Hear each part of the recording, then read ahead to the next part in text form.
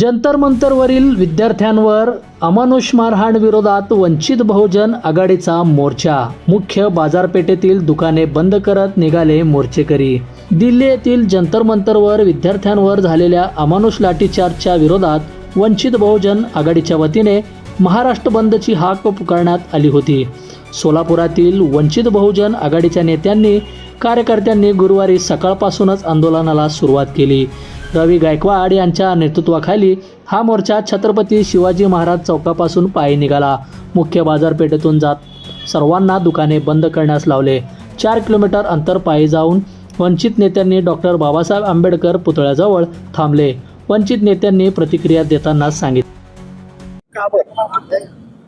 ते 20 जुलैला जे मोर्चा निघाला होता संसदेवर काँग्रेस जनता पार्टीचा, त्या मोर्चामध्ये जे दिल्ली पोलिसांनी ते लाठीचार्ज केलं, ते लहान मुलाला, लहान महिलांना, लहान मुलींना जे बेछोड हल्ला केला आणि ते मोदी सरकारच्या माध्यमातून झालं। त्या पोलिसांमध्ये मिक्स RSSचे लोक होते। त्या RSSचे लोकांनी मी काटा घेऊन त्यांना मारलेत।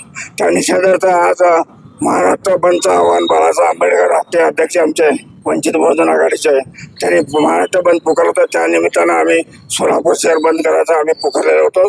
त्या निमित्तानं आम्ही आज पूर्ण सोलापूर शहरामध्ये फिरलं आणि विनंती हात जोडून विनंती केली आपल्या व्यापारी लोकांना, आणि त्याने आमच्या विनंतीला मान दिले आणि बंद केले। त्या व्यापारी लोकांचा मी मनपूर्वक आभारी आहे आणि पोलीस खात्यानं प्रशासनानं आम्हाला सहकार्य केलं, त्या पोलीस खात्याचे मी आभारी आहे। आणि मीडियानं जे आम्हाला आता कव्हरिंग केलं आहे, त्या मीडियाचं सर्व इलेक्ट्रॉनिक मीडियाचं आम्ही मनपूर्वक आभारी आहे वंचितच्या वतीनं।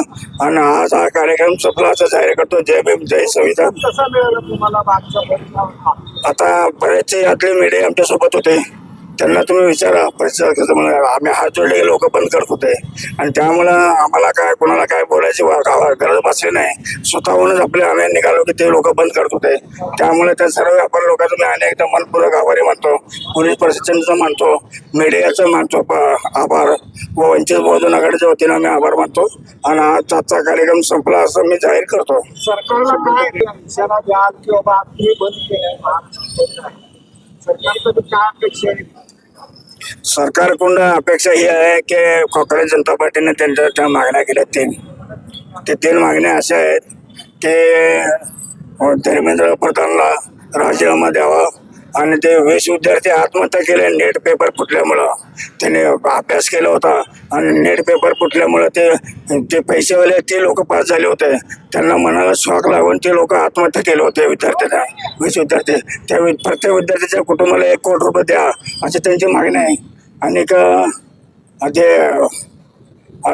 वंचितने बसला त्याला काय ते उपोषणला, त्याला पोलिसांना आरोपीसारखं आतंकवादीसारखं त्याला उचलून नेले आणि त्याला सुटका व्हावी हे 3 त्यांच्या मागण्या। त्या मागण्याला आमचा वंचित बहुजन आघाडीचा सोलापूर शहर जिल्ह्याच्या वतीनं पाठिंबा आहे आणि त्यांच्या ती मागण्या पूर्ण व्हावं आता सरकारला आमचं धर्मेंद्र प्रधान यांचा राजीनामा नंतर आता नवीन मागणी समोर आली आहे, मोदींनीच राजीनामा द्यावा असं काही जणांची मागणी आलेली आहे। मोदीने मग द्यावंच की आता मला सांगा 20 दिवस ते इंचुरने बसला आहे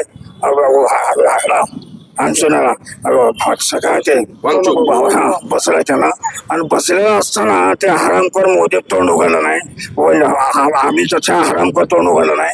त्या प्रधान तर काय समजलं नाही, ते पळून गेला, ते बोलाय म्हणून पळून गेलाय आणि आंदोलन केले आघाड्यांनी। मोदी मागच्या दरवाजाला पळून गेले, ते बोलग आहे, ते तर ओरडण्याचं बोलग आहे, बायको सोडला म्हणजे बोलगच असणार। आम्हाला पंतप्रधान बोलगाय मिळाला, आतापर्यंत पंतप्रधान मर्जी मिळाले होते। त्यामुळं जनतेने पंतप्रधान कधी आक्षेप घेतले नाहीत। आता संविधान निर्माण झाला बसला एकही पंतप्रधानांना जनतेने शिवा घातली नाहीत। त्या मोदीचे एवढे मार लागले चड्डी फेडून, एवढे मारले त्याला भाड्याला लाज येणं वाटे नाही। ते बोळा 1 नंबर, बोळा म्हणजे बोळा सरकार, बोळा BJP, बोळा मोदी, बोळा अमित शहा, बोळा देवेंद्र फडणवीस त्याला मी समर्थन करतोय। यांचे राजकारण म्हणते फडणवीस मी बोळा आणि यांचे सर्व कार्यकर्ते। बंधुप्रेम न्यूज चॅनलला लाईक, सबस्क्राईब व बेल आयकॉन दाबायला विसरू नका। धन्यवाद।